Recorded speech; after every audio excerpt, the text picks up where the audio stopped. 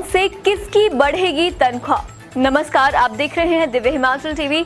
मैं हूं वंशिता शर्मा और हाजिर हूं आप सभी के सामने हिमाचल आज का मुद्दा लेकर। राइडर के फंदे की मुक्ति के लिए गुहार लगा रहे हिमाचल के कर्मचारियों की आखिरकार प्रदेश सरकार ने सुन ली है। साथ ही JOAIT को भी तोहफे की घोषणा हो गई है। शिमला में आयोजित सम्मान समारोह के दौरान सीएम ने जैसे ही ये ऐलान किया, हजारों कर्मचारी खुशी से झूम उठे। हालांकि ये बात अलग है कि जब बाद में कर्मचारी हिसाब करने बैठे कि फायदा किसे मिला, तो बहुत से कंफ्यूज नजर आए। काफी गुना भाग के बाद यही राय बन रही है कि कुछ भी अंदाजा लगाने से बेहतर है कि सरकारी अधिसूचना का इंतजार करना ही ठीक रहेगा। दूसरी ओर इसी मौके पर मुख्यमंत्री जयराम ठाकुर ने NPS कर्मचारियों को लेकर भी एक बड़ी बात कही।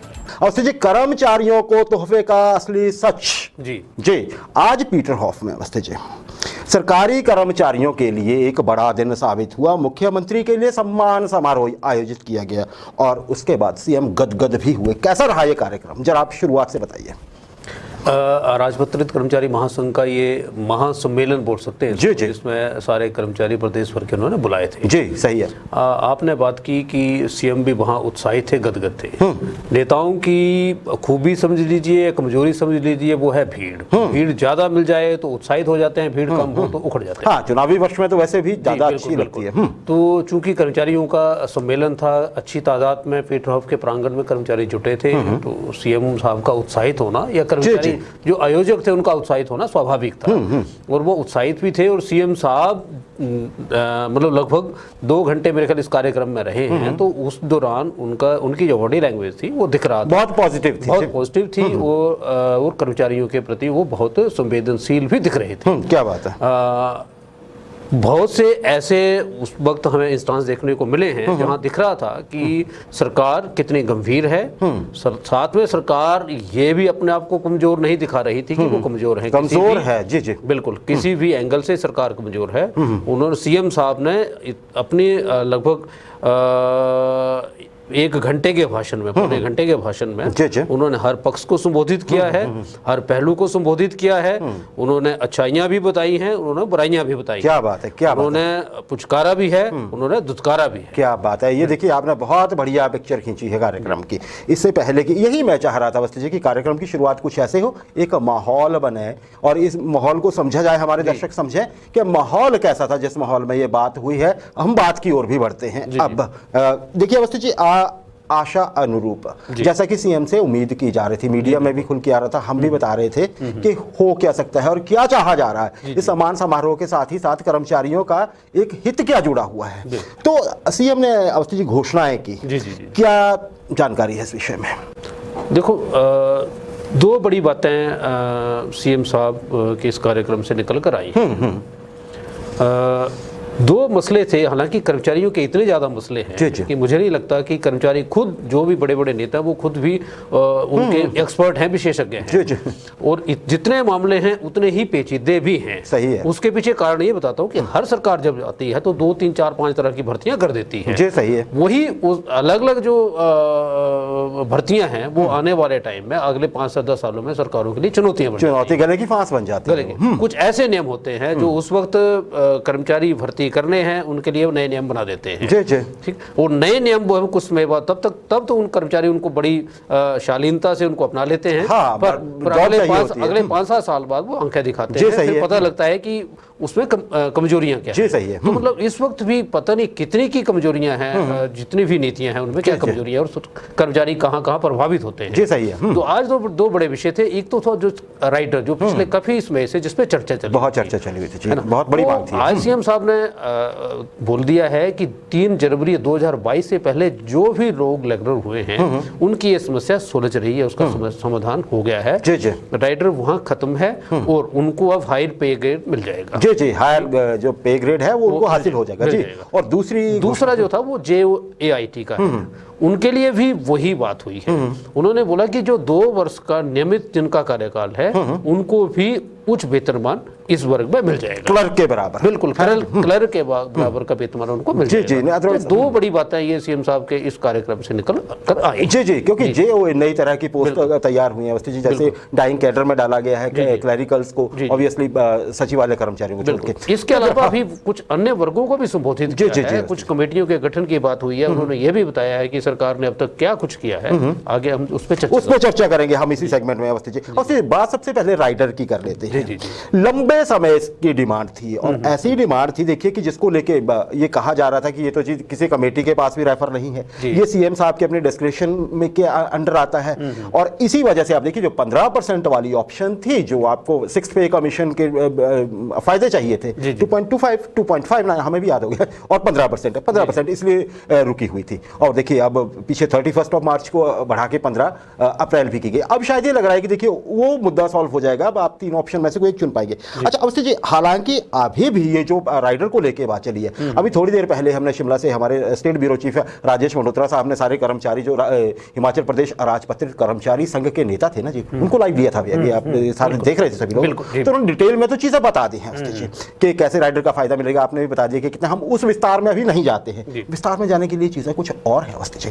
चीज ये है कि अगर देखिए ये जो चीज सामने आ गई, अभी हुई है सिर्फ घोषणा, अभी ये लिखित रूप में नहीं है। मंत्रिमंडल की बैठक होने जा रही है 7 तारीख को, और अभी उसमें वित्त सचिव साहब भी पहुंचेंगे, है ना जी। अभी उनकी कलम भी चलनी है, फॉर्मूला अल्टीमेटली तो उन्होंने देखना है, धन तो उन्होंने देखना है ना। घोषणाएं तो हो गई, बांटना कैसे है, कितना है, सबको मिले। तो क्या अभी हमें थोड़ा और इंतजार करना चाहिए, और इसमें क्या क्या और पहलू हैं आप देखते हैं राइडर को लेके? देखिए इंतजार तो करना पड़ेगा सचमुच ही, जब तक कोई भी पॉलिसी इंप्लीमेंट नहीं होती है, किस रूप में इन ब्लैक एंड व्हाइट जब तक नहीं आती है नोटिफिकेशन फॉर्म में, उसका पूरा प्रारूप सामने नहीं आता तब तक तो आप हम अटकलें लगा सकते हैं। जी सही है। पर आपको एक साथ बात में इसको स्पष्ट कर दूं, सीएम साहब के भाषण में उन्होंने 1-2 बार ये भी चीज कन्फेस की है कि हम चुनावी वर्ष में हैं जी। चुनावी वर्ष में हैं तो कर्मचारी बहुत बड़ा मुद्दा है। हालांकि जब भाजपा के 1-2 नेताओं, बड़े नेताओं से मेरी बातचीत हो रही थी तो उनका ये मानना था कि इस सरकार ने अब तक कर्मचारियों को बहुत कुछ दिया है। ये कहा जाता है। पर समस्या ये है कि ऐसा नहीं लग रहा है कि कर्मचारी उनके पक्ष में किसी भी तरह से काम कर रहे हैं या कर्मचारी संतुष्ट हैं। सरकार की अब तक की उनकी नीतियों से कर्मचारी संतुष्ट हैं, ये भाजपा के नेताओं का कहना था। तो आप ये सोच लीजिए कि सरकार जो कुछ करेगी, आप ये नहीं है कि कर्मचारी आंख मूंद कर उनको अपना लेंगे। जी सही। उसमें 3600 लूप होल्स हैं, चीरफाड़ करेंगे कर्मचारी, फिर देखेंगे उनका फायदा कहाँ हुआ है, नुकसान कहाँ हो रहा है। जैसे सीएम साहब ने बोला था कि हमने जो 6 पे कमीशन लागू किया था, हमने रिकवरी किसी की नहीं की है। बिल्कुल सही है, रिकवरी किसी की नहीं की है, तो इसका मतलब है कि सरकार क्या कुछ कर्मचारियों के लिए कर रही है। जी है ना, कर्मचारियों के लिए क्या कुछ करे। जैसे आपने कहा, ये खैर भाजपा के कई नेता आपने कहा, और इवन कई कर्मचारी जो प्रबुद्ध लोग हैं वो भी ये कहते सुनेंगे कि इस सरकार के समय में कर्मचारियों को मिला तो बहुत कुछ है, लेकिन दुर्भाग्य देखिए सरकार का क्या है।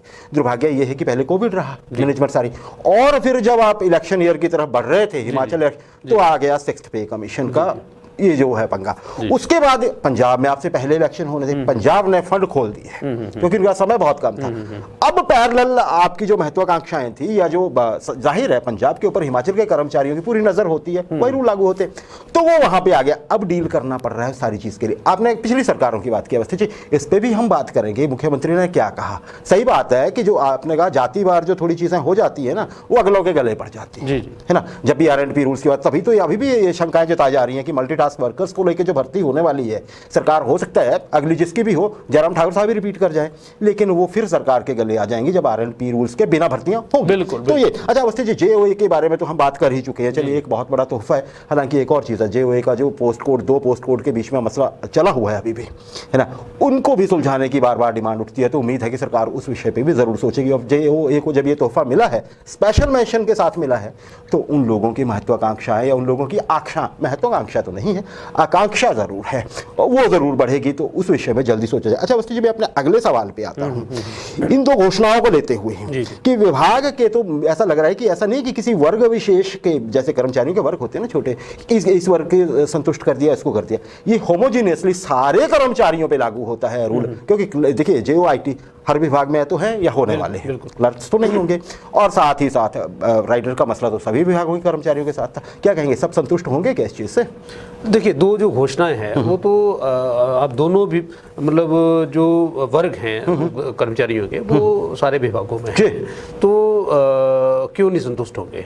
यहाँ तक तो संतुष्टि मिलनी चाहिए। अब जो राइडर से जुड़े हुए लोग हैं उनको खुश होना चाहिए, यूआईटी के अगर विषय हैं तो उनको खुश होना चाहिए। अगर दो विषयों की हम बात करेंगे तो इनसे जुड़े हुए कर्मचारियों को आज खुश होने का वक्त है, उनको खुश होना चाहिए। जी, खुश होने का वक्त है। देखिए, इसमें एक और चीज ध्यान रखने वाली, कट ऑफ डेट का ही है। कट ऑफ डेट है 3 जनवरी 2022। जी बिल्कुल। अब इस वक्त तक के कर्मचारियों को तो मिल गया लाभ हायर ग्रेड पे का, जैसे आप बता रहे हैं। उसके बाद वालों को जो अब 2 साल पूरे करने वाले हैं, उसके बाद पूरे करने वाले हैं, उनका क्या होगा? रेगुलर सर्विस के 2 साल, वो बहुत देखने वाली चीज़ होगी। प्रभु सक्सेना साहब भी क्या देंगे जी? वो प्रभु सक्सेना साहब की अभी कलम चलनी है, ऐसा नहीं है। देखिए, उनका एक और अवस्थित चीज़ है, वो तो सचिव को हर कुछ देखना होता है ना, क्योंकि रियलाइजेशन तो उनके ही हाथ में है। कुछ है कहीं ऐसा ना फंड कम पड़ गए, घोषणा हो गई है तो बहुत ज़्यादा होता है, तब वो अपने काम वहाँ कर रहे हैं जो उनको काम दिया गया। अच्छा, अपने संबोधन में मुख्यमंत्री ने आज बहुत महत्वपूर्ण है, एनपीएस कर्मचारियों का जिक्र किया।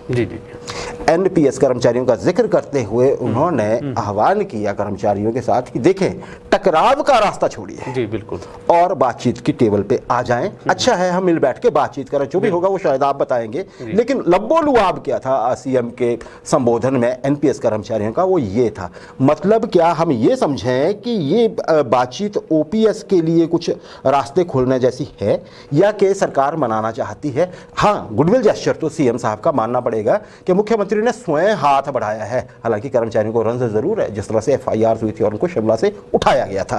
क्या कहेंगे आप एनपीएस को लेकर आज का विवरण? जो आज जितना भी संबोधन था, अगर उसमें अगर किसी को ध्यान से सुनना है तो इस सेगमेंट को सुनिए। हमारे दिव्य हिमाचल टीवी में उपलब्ध है, हमने लाइव किया है, आप हमारे पेज पे जाइए, वहां पे आपको उपलब्ध है। सीएम साहब के भाषण के उस सेगमेंट को सुनिए, उसमें आपको पता लगेगा कि सरकार की नीति, नीयत और सोच क्या है। जी बिल्कुल स्पष्ट हो जाएगा आपको। सीएम साहब ने बहुत कुछ बताया है, सख्त शब्द भी यूज किए उन्होंने, सख्त लहजे में भी बोला है, उन्होंने दुत्कारा भी है, पुचकारा भी है। जी उन्होंने ये बोला कि हम पिछले कई सालों से 12% की अंतरिम राहत दे रहे हैं कर्मचारियों के लिए, इस चीज को समझिए। उन्होंने ये बोला कि एनपीएस में जो हमारा जो कंट्रीब्यूशन था वो 10% से हमने 14% कर दिया। जी सही है। 1 लाख जो कर्मचारी हैं उनको उसका लाभ हो रहा है सीधे तौर पे। एक्स ग्रेसिया बढ़ा दिया है, जेईस बढ़ा दिया है, रिम्बर्समेंट हम दे रहे हैं, पुरानी पेंशन के बराबर लगभग लाभ उनको हम दे रहे हैं। उन्होंने ये बोला है कि ऐसा नहीं है कि ये जो वर्ग है वो किसी भी तरह से मतलब पीड़ित प्रताड़ित खुद को महसूस करे। उनके उसके जो प्रत्यक्ष लाभ हैं उन्होंने गिनाए हैं। तो पहली बात तो उसको समझने की जरूरत है कि वो बोले क्या क्या है। उन्होंने ये भी बोला है कि एनपीएस जो मसला है वो बहुत गंभीर है, कमेटी गठित है, चीफ सेक्रेटरी की अध्यक्षता में गठित है। कमेटी जैसे ही अपनी फाइंडिंग्स देगी, सरकार को रिपोर्ट देगी, उसके बाद उस पर सरकार विचार करेगी। उन्होंने ये भी बोला है कि इसमें और देखेंगे कि हम एनपीएस कर्मचारियों के लिए क्या कुछ कर सकते हैं। सीधे तौर पर उन्होंने कोई ऐसा संकेत नहीं दिया है कि सरकार ओपीएस देगी। उसके लिए और बताता हूं मैं, उन्होंने ये भी बोला है कि जिन जिन दलों ने ओपीएस देने की घोषणा की है उन दलों की अपनी स्थिति क्या है, उन दलों की अपनी स्थिति क्या है, उन्होंने ये भी बताया है। तो यहाँ तो स्पष्ट है कि सरकार इस मसले पे गंभीर है। एडिशनल बेनिफिट्स मिल सकते हैं कर्मचारियों को, पर कोई भी कर्मचारी ये सोच ले कि सरकार अभी ओपीएस उनको देने जा रही है तो मुझे लग रहा है वो गलतफहमी का शिकार है। जी जी जी जी देखिए, यहाँ पे तो फिर कर्मचारी इतना ही समझे, खासकर जो एनपीएस वाले लोग हैं जिनको उम्मीद है ओपीएस की, कि सरकार अभी तक ऐसा नहीं इशारा है कि हम ओपीएस दे देते हैं। अगर आप बात भी करेंगे, मुख्यमंत्री साहब ने जिक्र किया कि वो 12% दे रहे हैं। उन्होंने ये कहा कि हम ये भी पेमेंट दे रहे हैं, वो भी पेमेंट दे रहे हैं। चलिए, ये बहुत अच्छा है। कर्मचारियों का एनपीएस का अवस्था जी यहाँ पे जो कहना है वो भी हम उनका पक्ष यहाँ रख देते हैं, क्योंकि हम मुख्यमंत्री साहब के भाषण को उद्धृत कर रहे हैं यहाँ पे। तो कर्मचारी एनपीएस क्या कहते हैं? वो ये कहते हैं कि ठीक है, आप सरकार क्यों दे रही है, समझ दीजिए, हमें अपने डालने दीजिए। आप एनपीएस देखिए, ओपीएस अभी भी तो दी जा रही है ना, चाहे 2003 के बाद नहीं है, चलिए हम वो छोड़ देते हैं कि माननीय को मिल रही है कि नहीं मिल रही है। सुझाव भी दिया गया है कि इतने पैसे जमा है कि आप पिछला बकाया देके 4 साल तक आप पेंशन उसमें से ही दे सकते हैं जो है, और बाकी तो कर्मचारी कंट्रीब्यूट करेंगे ही जब ये जीपीएफ में आ जाएंगे, अगर ओपीएस आ जाती है। फिर क्या जरूरत पड़ी है कि सरकार जबरदस्ती 12% देने पे आई हुई है? बिल्कुल हमें नहीं चाहिए। एनपीएस बोलते कि हमें नहीं चाहिए, सरकार क्यों दे रही है हमें, हमारा पैसा वहां कंपनी से। और रही बात बाकी दलों की, तो जी अब ये चीज तो नहीं ही चल पाएगी, शायद कुछ महीने पहले चल पाती।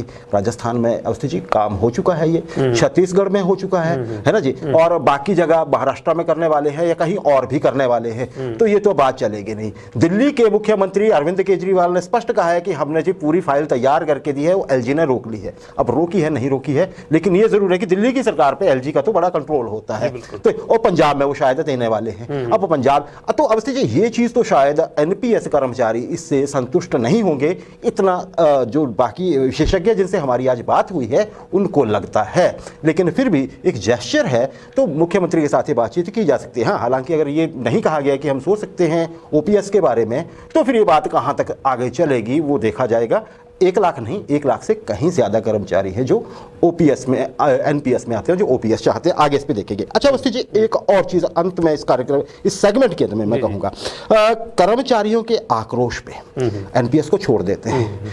कर्मचारियों के जो टोटल आक्रोश नजर आ रहा था उस पर कुछ विराम लगेगा। मुख्यमंत्री के ने जो आज गुडविल दिखाई है, ये कम से कम 2 घोषणाएं की, और शायद उन्होंने आगे भी कहा है कि हम बाकी मसले भी देखेंगे, जिसमें पुलिस बैंड भी है अवस्थी जी। अभी कोई होमगार्ड का मसला है, कोई ग्रामीण जो पंचायत वेटरनरी, ग्रामीण नहीं पंचायत वेटरनरी सहायक हैं, कोई उनका मसला उलझा हुआ है, उनको पता ही नहीं है कि हम पक्के होने जा रहे हैं कि नहीं होने जा रहे हैं मुख्यमंत्री की घोषणा के बावजूद। बहुत सारे मसले हैं अवस्थी जी। क्या लगता है आपको, आक्रोश कुछ कम हुआ हुआ, उम्मीदें बढ़ी? मैंने आपको पहले बताया था कि ये जो 2 वर्ग हैं इनको तो इनका आक्रोश तो शांत है जी, इनका तो है। बाकी इतने भारी वर्ग सरकार ने इकट्ठे कर रखे हैं कि उनके आक्रोश पे अगर मैं ये बोलूं कि कोई शांत हो जाएगा, मुझे नहीं लगता। सबकी अपनी अपनी समस्याएं हैं। जो भी कर्मचारी है, जिस भी वर्ग का है, उसकी अपनी समस्याएं हैं। उस हर कर्मचारी वर्ग अपनी समस्याओं को संबोधित करना चाहता है, उनका चाहता है उनका समाधान हो।